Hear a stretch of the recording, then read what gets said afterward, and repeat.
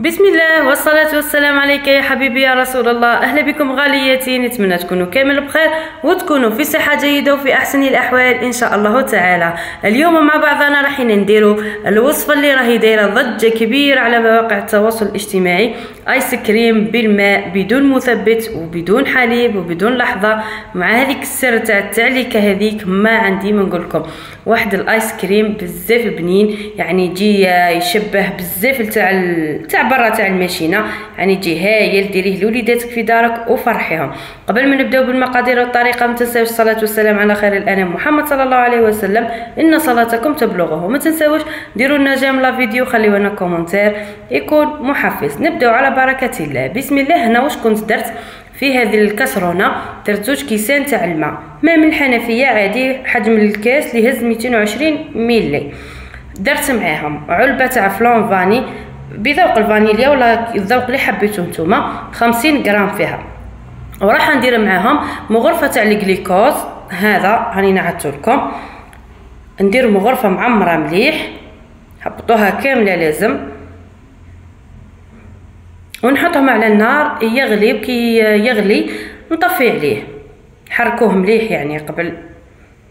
ها لهنا بعد ما حطيته على النار غلالي، نحطو كيما قلت لكم كي يغلي نفرغه في الريسيبيون اللي راح نطلع فيه، يعني اللي راح نكمل فيه المراحل بالذات. نخلي هذاك الفلون يبرد مليح خارج الثلاجه، ومن بعد ندخلو للثلاجه غير شويه يزيد يبرد برك مليح. ونجي لهنا نزيد له كاس تاع بودره شونتيي ونطلعو. لازم يكون بارد البنات، ما ديروش وهو سخون، لازم يكون بارد.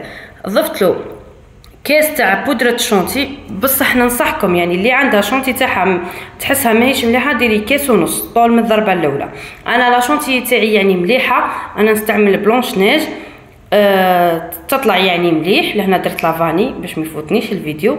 وقعدوا تطلعوا فيها، لازم تطلعوه مليح، ماشي تسمى طلعوا شويه تقولوا اي ما طلعتناش مليح.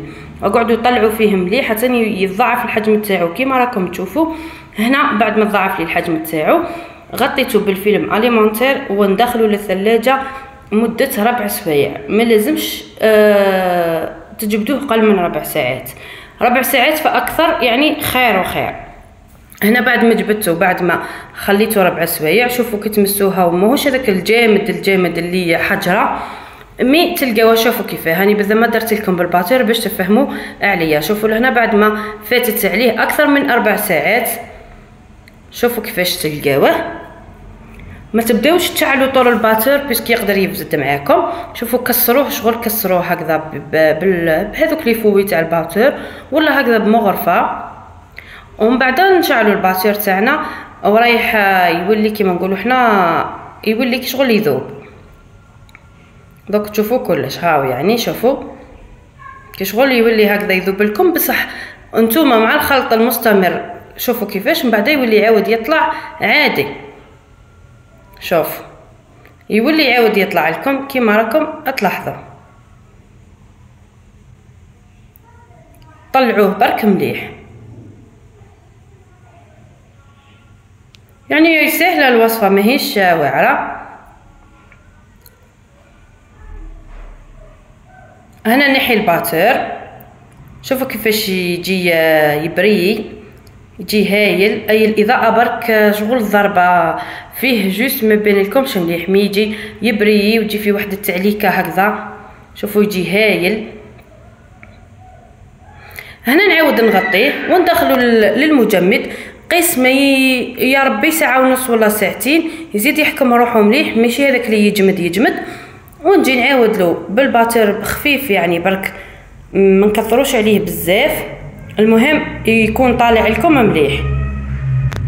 نزربو برك باش ما يذوبش معاكم، ونعمرو في لي بوش ونقدموه ويجي ما شاء الله. ما تطولوش عليه كيما قلت لكم، يعني ليه طلعوه. قويوا له السرعه تاع الباتر باش يطلع لكم ثمثم باه ما نطولوش ويذوب لنا. لهنا درتو في لابوش ودرت لادوي هذه السيويت نورمالمون اسمها جايه مسننه كيما راكم تشوفوا. ديروا لادوي اللي تحبوا نتوما يعني. شوفوا كيفاش يجي كي نبوشيوه في الكورني تحبوا تقدموه في كيسان ولا ديفيغين ولا نتوما احرار.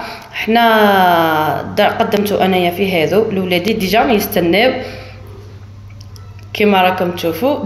درت له توبينغ من الفوق، اللي تحب ما ديرش ما ديرش. سمنتيه واش عندك في الدار التزيين زيني كيما تحبي، الصح راهو في الوصفه. شوفوا الله يبارك كيفاش يجي معلق، يجي يحكم روحو ما شاء الله. نتمنى ان شاء الله تجربوا الوصفه وتفرحوا بها وليداتكم، بالاخص في السخانه. راهي بدات السخانه، تقدري توجدي كامل الاذواق، ذوق فريز، ذوق شوكولا، ذوق فاني، تحطيهم في المجمد تاعك وتخليهم منين يطلبوا وليداتك يلقاوه. شوفوا يجي هايل، يجي يسخف يعني، يجي يشبه بزاف تاع برا، ونفرحوهم في الدار ولما لا. وما بقى لي في الاخير غير نقول لكم الى اللقاء في وصفات قادمه ان شاء الله تعالى.